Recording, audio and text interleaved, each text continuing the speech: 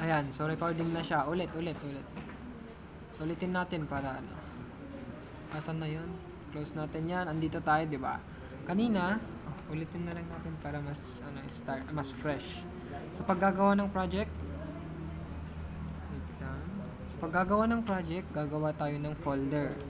Right click dito, new folder, pero gagawa tayo ng folder na folder nyo muna para organize.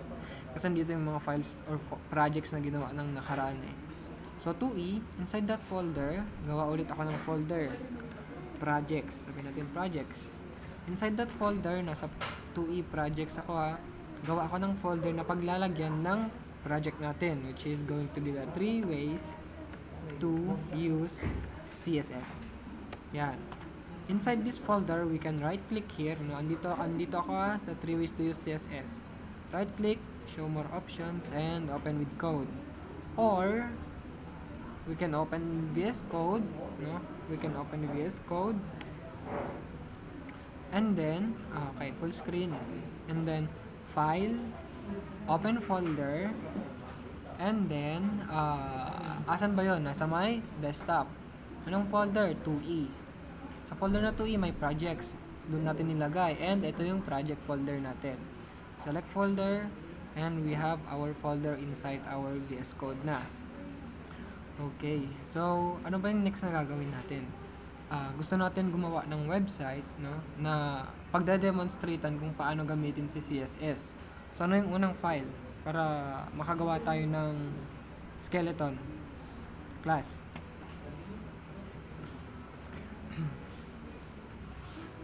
Anos. File class, file type. Para sa skeleton ng ating website. Anyone? Janelle? Samantha, Mayor? Anong file yung gagawin natin para makapag-create ng website?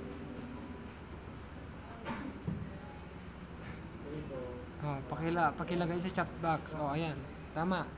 Index.html. Actually, copy ko na siya. Kasi nga, yun yung skeleton natin, no? Hindi tayo makakapagpinta kung wala tayong pipintahan na bahay. Parang ganun. So, ayan. Create ako dito. Paano ba mag-create ng file? Again, pwede to. Pero, pwede din dito. You can double click or you can right click and then new file.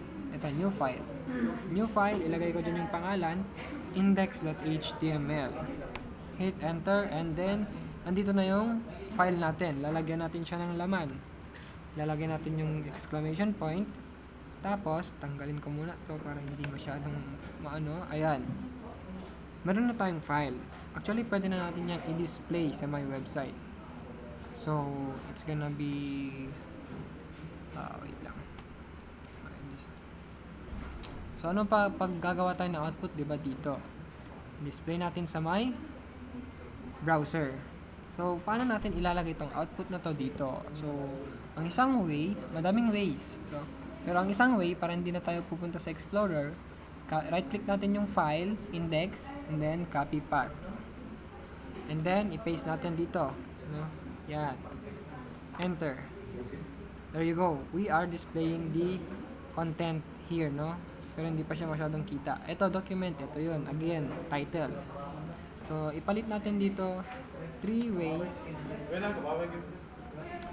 to use CSS. Yan.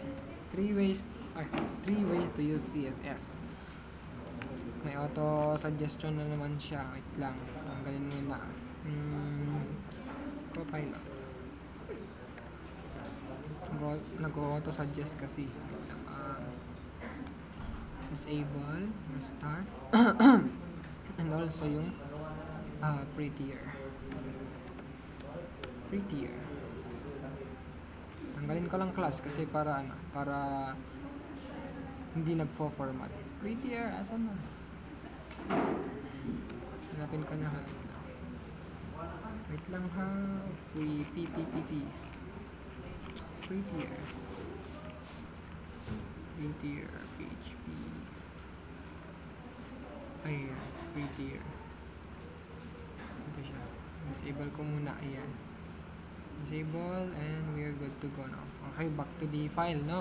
Ito yung output natin. Kailangan natin i-refresh para makita yung changes.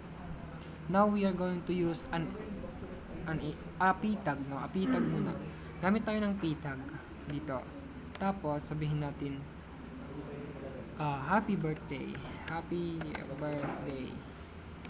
May kama pa. Happy birthday. Amen. Happy birthday. Sino may birthday ngayon? Sir Sed. Sir Sed. Happy birthday, Sir Sed. Okay, we have here, no? Para makita ng maigi. Refresh, we have a text here. Now, it's very plain, di ba? So, kailangan natin ng CSS para makapag-design. So, there are 3 ways to use CSS in our files, in our websites. So, what are those? If you watch the tutorial na nilagay ko sa my drive, for sure, andun yung, yung answer. Inline, sir? Inline. So, we have inline. Wait lang. Inline. Okay. Ano pa? Inline. Internal, Ha? tsaka external. Sir. External. O, ano pa? Internal, tsaka external. Internal. Yes.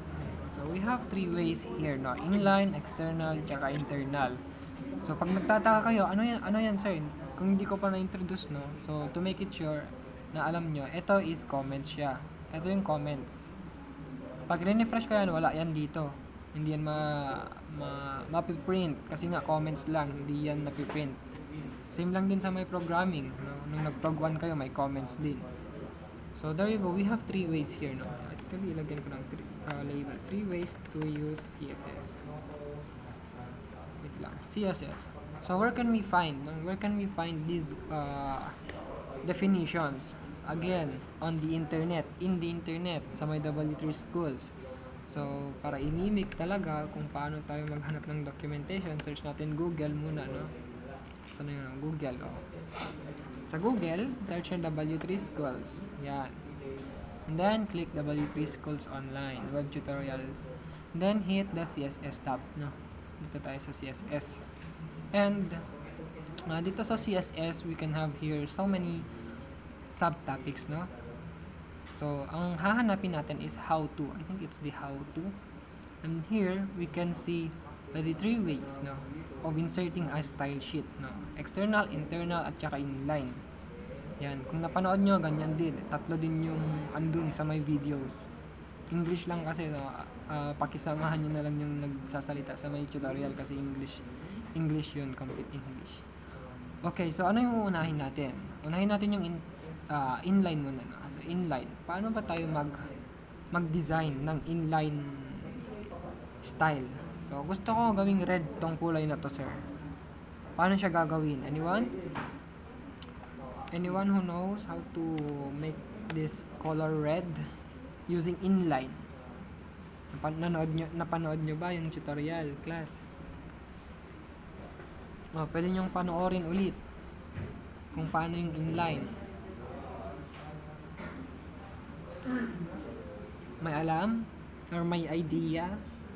I don't need an exact answer. I just need an idea para malaman kung talagang kung talagang ni-check nyo yung video or nagbasa kayo or nanood ng about dito sa inline.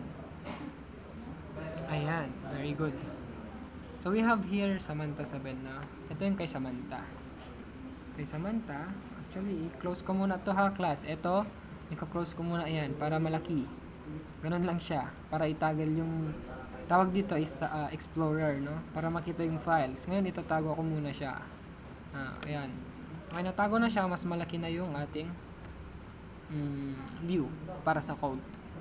Now, we have here color red. Is this correct, no? Ayun nga, naging red yung kulay, pero actually I'm using Sir Sed. So ano yung nilagay ni Samantha? So yung nilagay ni Samantha is an attribute. Ano yung attribute dyan, class? Ano yung attribute sa may p-tag na to?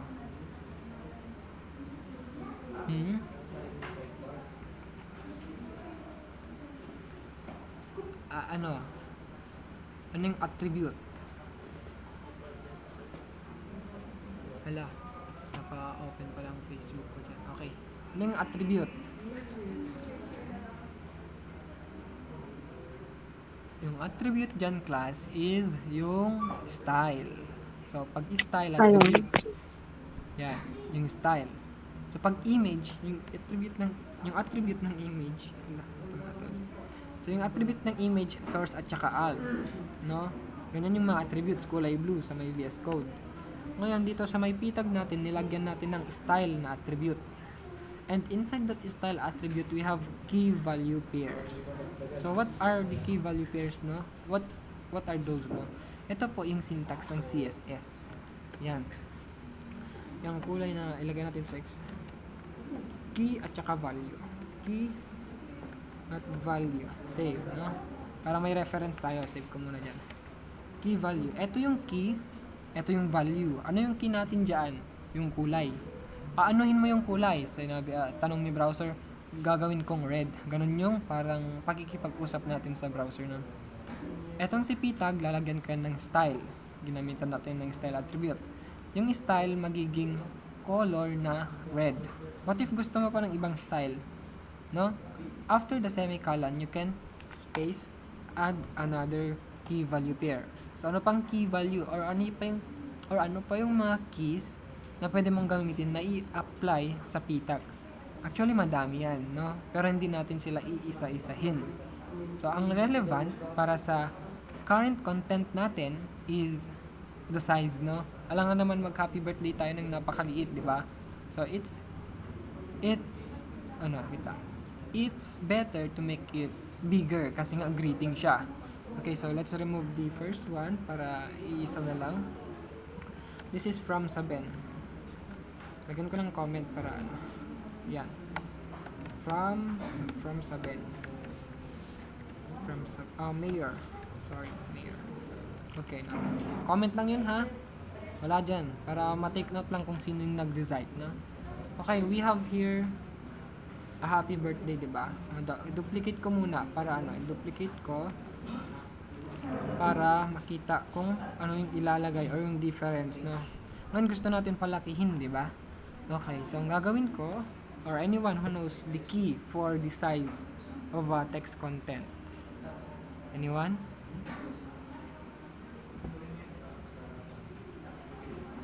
I-mic nyo na lang para mabilis. Huwag na kayong mag-type. Sino na kasi yung mga dito? Wait na, tingnan ako.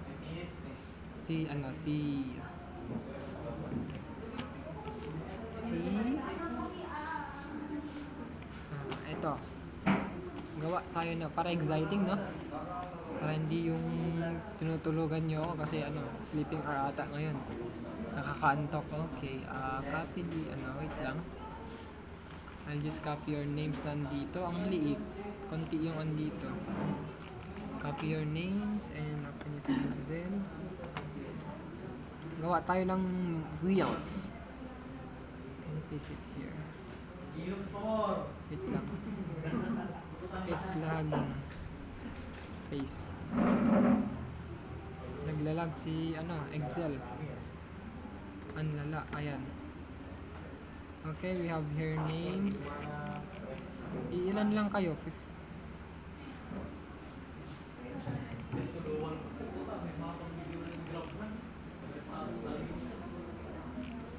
Ilan kayo, class? Tama ba ito? Okay lang yan. So, nasa may na lang kayo. Copy and tara sa may output natin. Diyan. Tingin nga ako nang magre-reset kung walang magre-reset. Meron na bang sagot? Wala pa. Okay. Color, wheel of names. Yan. Tingin tayo ng ng sasagot. Wait lang. Wait lang.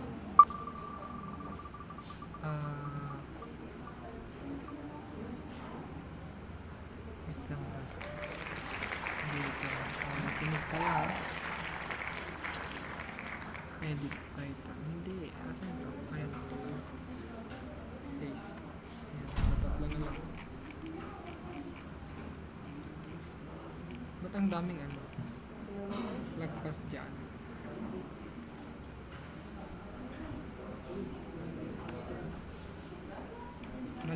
pagka-ano ko.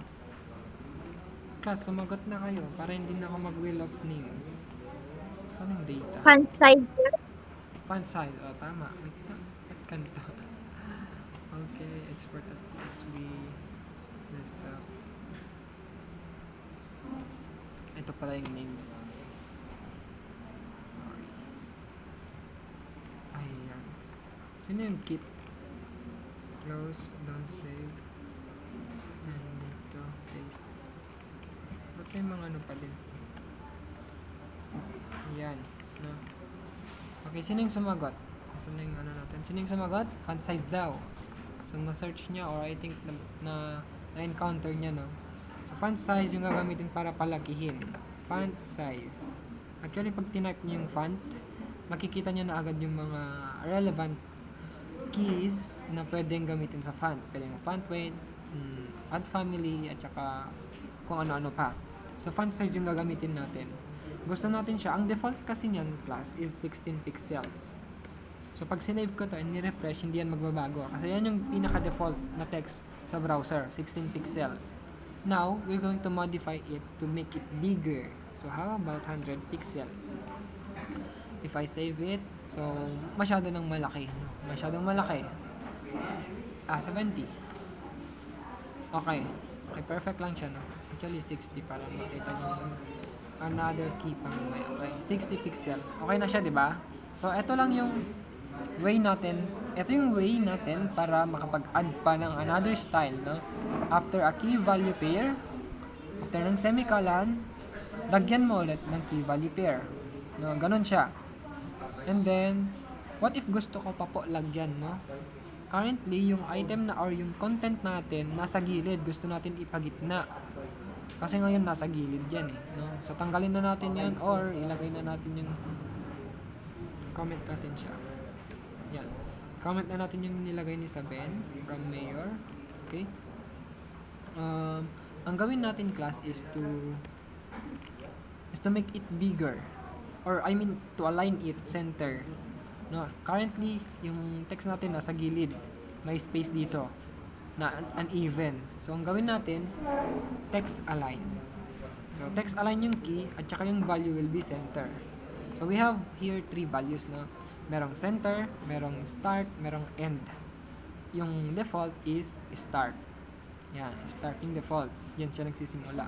Pag end to, save, magiging sa dulo. So, kailangan natin siya i-center para maayos. Save. Okay, now it's centered, no? Naka-center na yung ating text.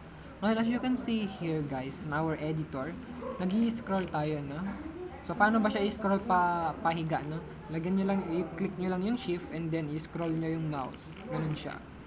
So, ngayon, mahaba siya. Gusto natin paliitin. We can use Alt-Z para bumaba or we can use or we can make it formatted like this, no? Every semicolon, mag-enter tayo para makita yung tatlong keys na yan, no? Nang mas maigi. Kasi pag one line, mahirap siyang i-identify. Ngayon, they are in separate lines. So, we can see them better. Still, yung output is the same, no? Ngayon, gusto ko pa ng background color, no? Ano yung pwedeng background color na ilagay dito? Red. So, happy birthday siya. Gawin nating, yung key, it's gonna be background color. And then, we have here auto or tawag ito, built-in color names, no? So, how about I want something green para mag-shine yung red. Ayan, no? Happy birthday, Sir Seth. So, we have here how many keys do we have here, class? Anyone? Wait lang, wag na kayong sumagot. Tignan natin para kumaba din kahit konti yung mga dito. Paano ba siya? Ayan. Tignan nyo, ha. Makinig kayo para may alam kayo next meeting. Laika. Adrian pala. Adrian. Winner, Adrian. Adrian, ano? Adrian Sebastian. Ano yung gagawin? Ilan yung keys na ginamit natin dito? Sa pag-style sa ano na to? Pag di alam, sabihin hindi alam. Para alam ko kung meron ka o wala. Hindi ko alam, sir. Okay, very good. Very good. Next.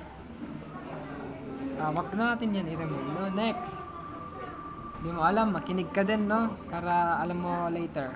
Yung sasagot. Yes, sir. Okay. Yes, sir. Elaine. Elaine Pasqua. Alam hindi. Hindi alam, sir. Bakit hindi nyo alam? Di ka... Oh, sige. Sige, isa pa. No, isa pa. Oh, close. Basta makinig kayo, malalaman nyo kung ano, kung ilan. Kung ano yung keys, kung ano yung values. Dimple. Pichay.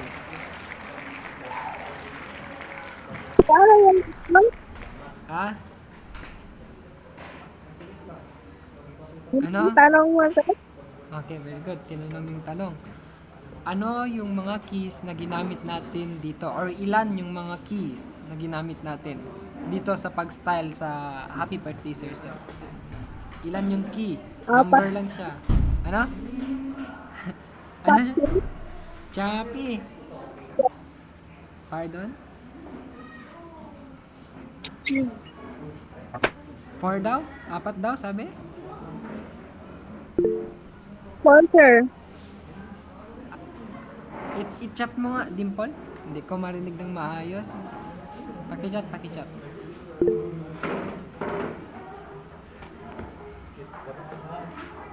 Pagsasagot ka Samantha mamaya. For sir. Ayun, sumagot siya ng patanong. Tinanong niya ako. Okay, no?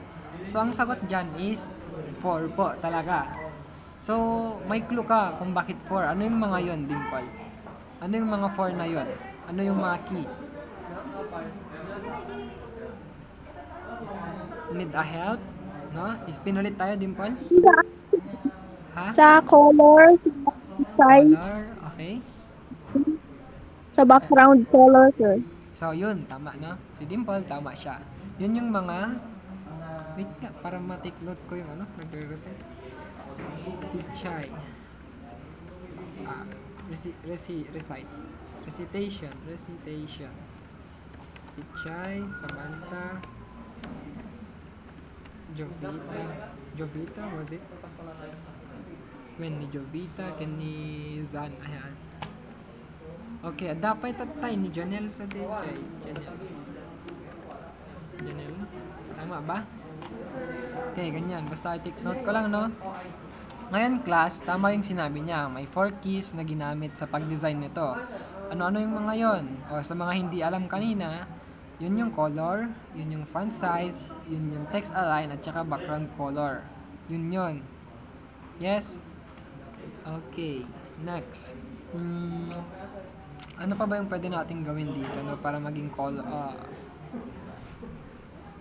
Actually, okay na siya. Di-discuss lang naman natin kung ano yung 3 ways, di ba? So, we're gonna stick with these keys, no? 4 keys para hindi kayo malito. Now, we are going to use internal. So, internal na tayo, no? Ito yung inline. Ano yung inline? Dito mismo siya sa may element. Ganun siya. Okay? So, pag inline, ngayon, tatanungin na naman natin, paano pag inline, sir? Again, nasa my documentation. But, since I gave you a resource, is there someone who knows how to use internal? How to use muna. Wag muna natin i-apply dito yung mga keys. Inom lang ako.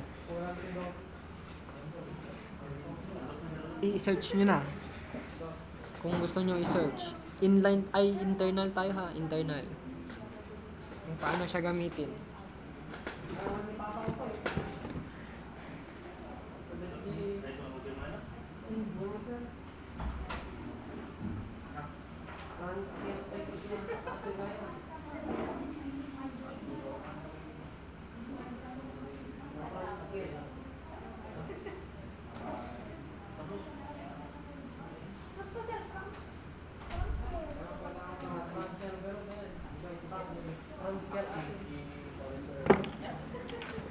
Hello, class.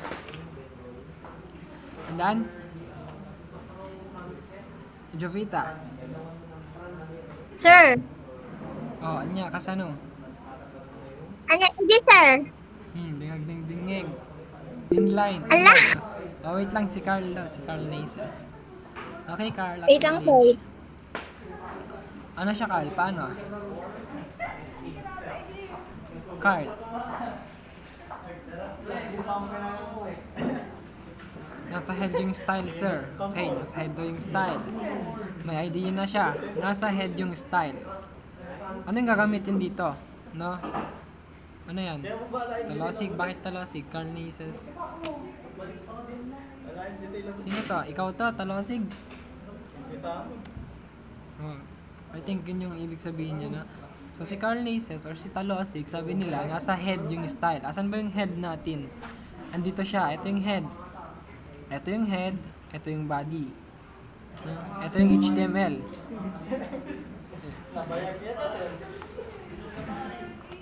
Ngayon, ngayon, sa my head, ilagay natin yung style. Style tag, para specific na. Sa head tayo maglalagay ng styles and using the style tag. Yung style tag natin, dito natin sa loob niya, ilalagay yung mga styles natin. No? So, ano ba yung kailangan natin? Ilagay yung mga styles sa loob ng style tag. Pero, dyan, may error siya, no? Nilagay na natin, no? Yung mga styles, yung key value pairs natin. Actually, hindi siya nagwo-work yung style ng ganyan. Ang way ni style tag para mag-grab or malagyan ng style yung elements is i-grab natin yung tag name niya. Tag name muna. No? Ano ba yung tag name natin na gagamitin para stylean si Happy Birthday Sir Sen? P-tag, sir. P-tag, no? Okay, very good. So we have here the P-tag, no? And then, we are going to use curly braces, open and close. Sa loob ng curly braces, dito natin ilalagay yung key value pairs. Like so, no? Ayan. And we have here, tanggalin ko na yan. Ayan. So, pag ni-refresh ko to, okay na yan. Ma-apply na yung styling natin. So, bakit nga ba tayo gumawa ng internal, no? Kung pwede naman dito, bakit pa natin nilagay dito? Anyone? Who knows? Kung bakit? Bakit internal? Oh, Will. Headings kasi, sir. Ano? Headings, sir. Headings. Oh, headings. Hindi, ang tanong ko, anong headings? Ang tanong ko, bakit natin nilagay pa dito? Kung pwede naman natin designan dyan mismo. Ano yung logic? Ano yung reason? Para mas organize? Yes. So, it's counted, no? Sino yan? Si Carl na yan o si Talasig pa din? Ayan, para mas organize. Bakit? Kanina, andito siya, tinitignan nyo yung p-tag, meron siyang madaming content, no? Paano ba siya? Wait lang. Nilagyan natin ng style, di ba? Class, tapos style, style. Tapos nilagay natin yung mga yung mga key value pairs dito, which are these. No? Pakita ko lang yung difference kung bakit, no? Yan, ganyan yung itsura ng ating p-tag kapag inline yung ginamit nating styling. Pangit tignan, no? Pero dito, sineperate natin siya, nilagay natin siya sa separate part ng HTML. So, ang nangyari is sumimple, no? Gumanda yung HTML natin, naging fresh, no? Ito yung p-tag. Ngayon, nagdi-display na lang to. And yung way natin para ma-edit or ma-design using this style tag, no? Tapos, paano natin siya dinesign? Kinuha natin yung tag name niya, which is p-tag, and then, nilagay na natin sa loob ng curly braces yung mga style na gusto natin. I-refresh natin, we have the same output, no? So, this is what you call internal. This is what you call internal. Now, sir, since kinuha natin yung p-tag, no? What if may p-tag pa na iba dyan? So, pag p-tag pa, test, no? Test natin, save. Maa-apply din yan. See? No? Gusto lang natin yung happy birthday na maging no? Na maging colored, no? Hindi na to. So, ang gagawin dun later on is going to be using different selectors, no? We have 3 selectors. DP, the ID, and the class. Pero later on na yun, no? Huwag muna doon. Ang importante, alam nyo muna yung different ways to use CSS. So, kanina inline, medyo magulo. Internal, medyo maayos kasi andito na siya sa taas. And the next one is going to be the external. External. So, paano ba natin gagawin yung external class? Anyone? Talosig manin. Sino nga talosig dito eh? Ikat kagarod Calnesis. Oh, class. Sir, niya sir? Paano tayo gagamit ng external? Kanina internal. Ngayon, kanina inline. Ngayon, internal. Next is external. Kailangan natin siyang i-external. Talasig, on mic. Wag na i-type.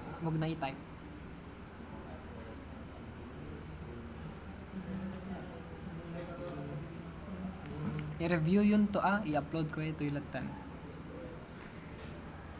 Ano, class? External, medyo mahirap din yun, no? Kasi medyo ma-process. Pero it's very convenient later on if you are going to design your pages. So, paano ba siya? Ang una natin gagawin is to create a file which is going to be the design or style sheet of your website. So, ano yung extension ng file na yun? Diyan mo on pa lang ko At yung nagpili naman tita, mariiring kayo.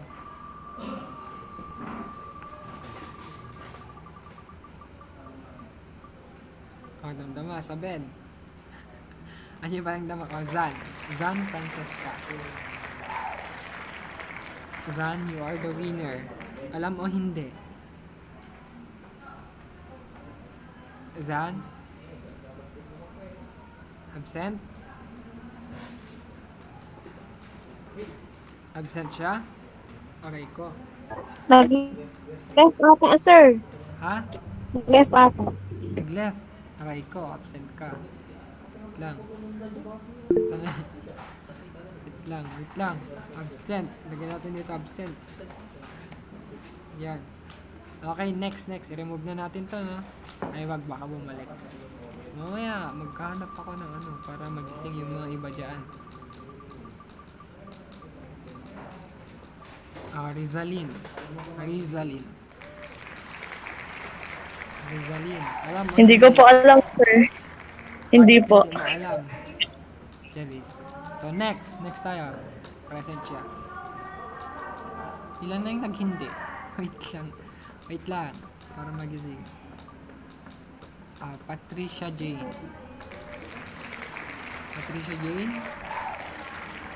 May recording, may audio. Hindi ko po alam, sir. May recording siya. Siya din, no? Manood kayo sa may resource na binigay ko. Next. Last.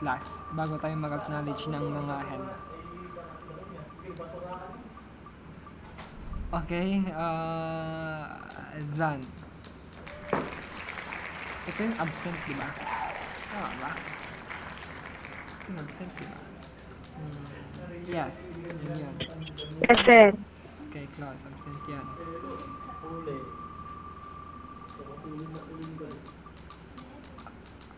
Manin. Favorite da. Ay, tane. Samantha. Sakto yun. Okay, Samantha. Sagot. Samantha. Niya, sir. Ano yung file na gagawin natin? Ano yung file na gagawin natin para doon natin i-link later on yung mga style natin?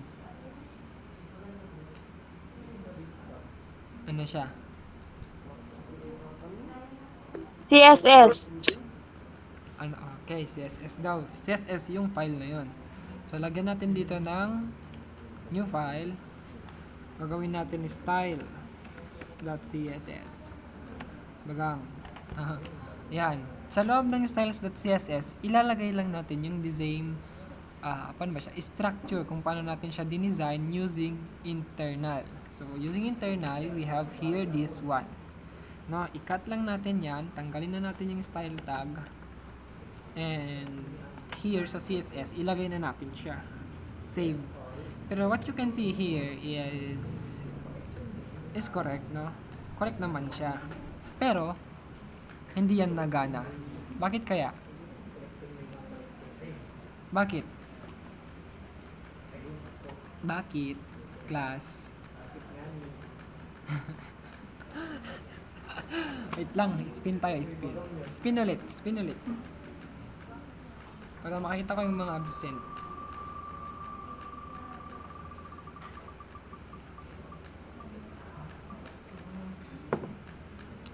Laika. Laika? Are you... Sir Nyaji, sir. Oh, isa din. Isa din. Ano na yung tanong ko? Bakit pala hindi gumagana yung ating output? Kasi currently we have here the ano na. We have the styles. Pero hindi pa siya na apply. Bakit?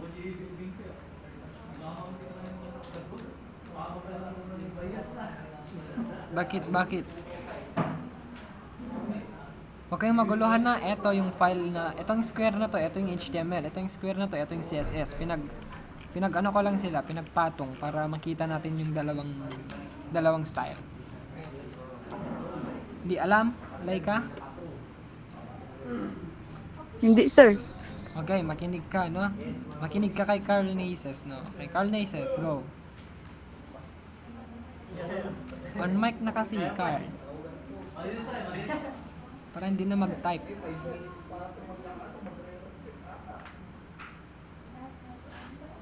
Carl. Yan, on mic. Go. Speak. Hindi ka rinig. Wala ka atang audio. O hindi ka lang nagsasalita.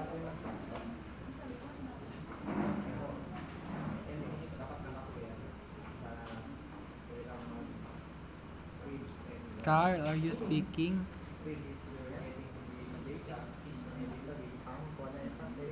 Anyway, Carl, no? Okay, anyway, thank you for your cooperation. Yeah, sira yata yung mic mo. So, I'll just have it na lang. I'll just discuss it na lang, no?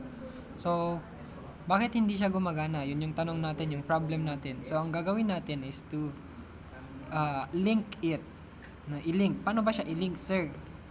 Currently, yung style at saka index natin, hindi yan magkakilala. Wala tayong sinasabi dito kung saan niya kukunin yung style.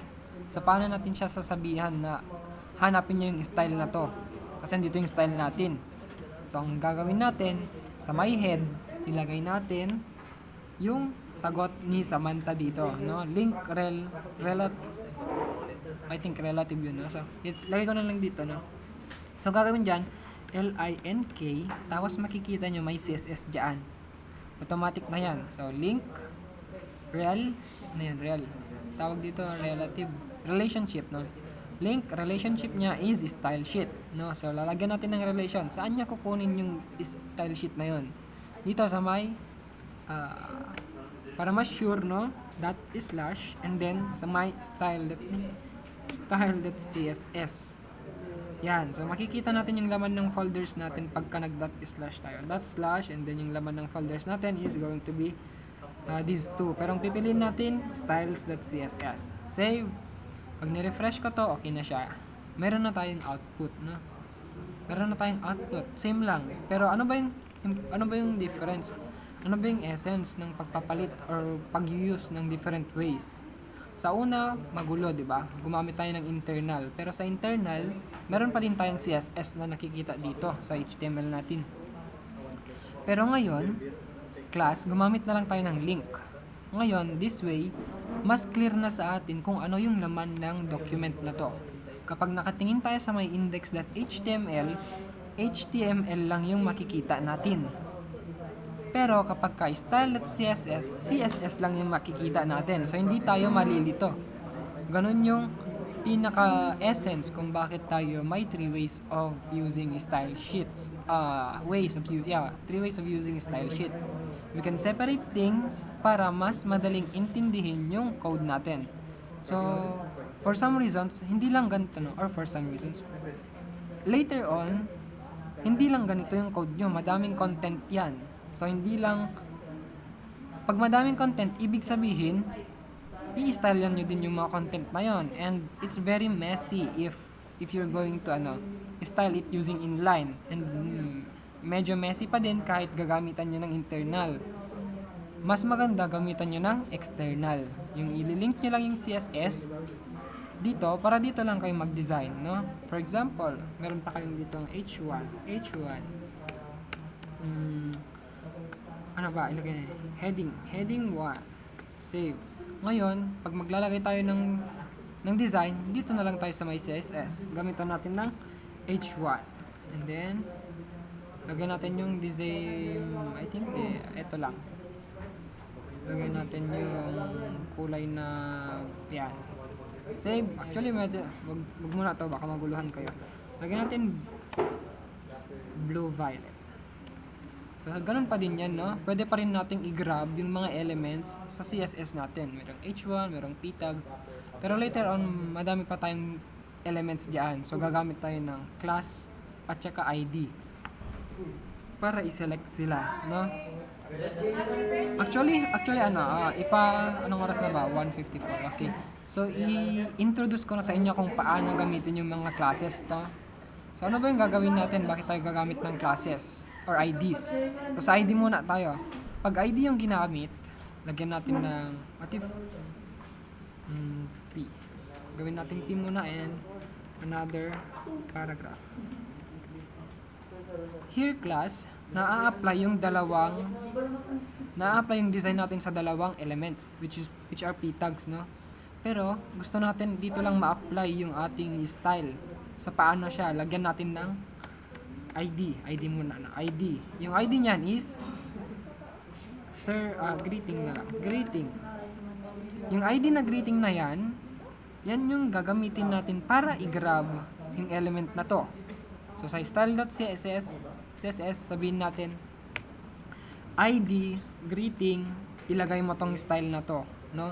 Yung ID, wait lang. Yung ID na greeting, ilagay mo yung colors na to. Save, then refresh. Ayan, hindi na na-apply sa may p-tag, no? Tanggalin natin yan. Hindi na na-apply sa isang p-tag kasi yung greeting na lang na may ID na greeting na lang yung pinag-a-applyan natin ng style.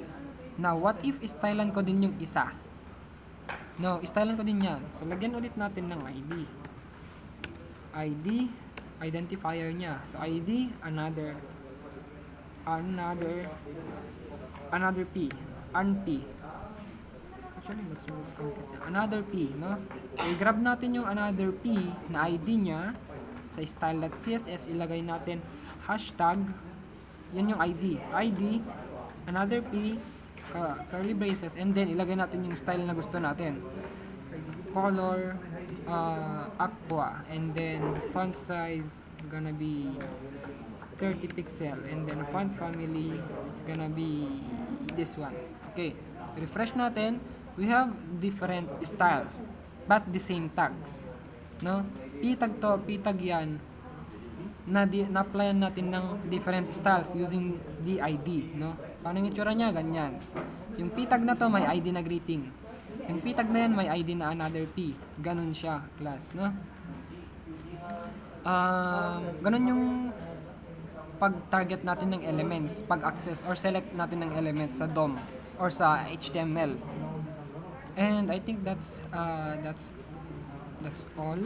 Wait lang. Parang may nakakalimutan ako. Yeah, ganun muna, no? Wag muna tayo sa class, sa ID muna. And I believe that's all that you have to learn today from me, no? Yung resources na sinabi ko, andun pa din. You can always check it, no? It's better pa kasi English yun. No? Very informative din yun. So, any questions, class?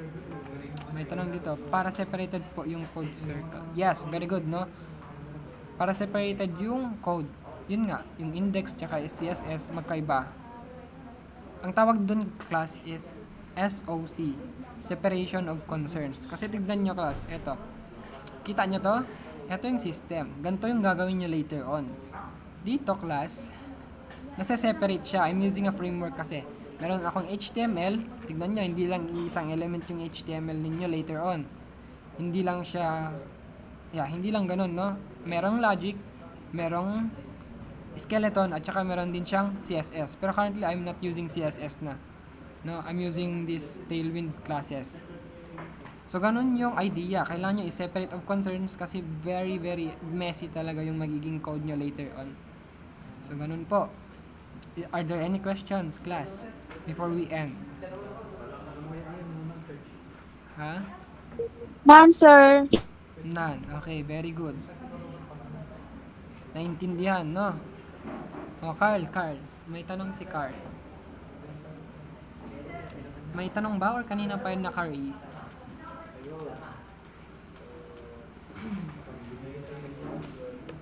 Kanina pa yun naka-raise. Tinanggal na.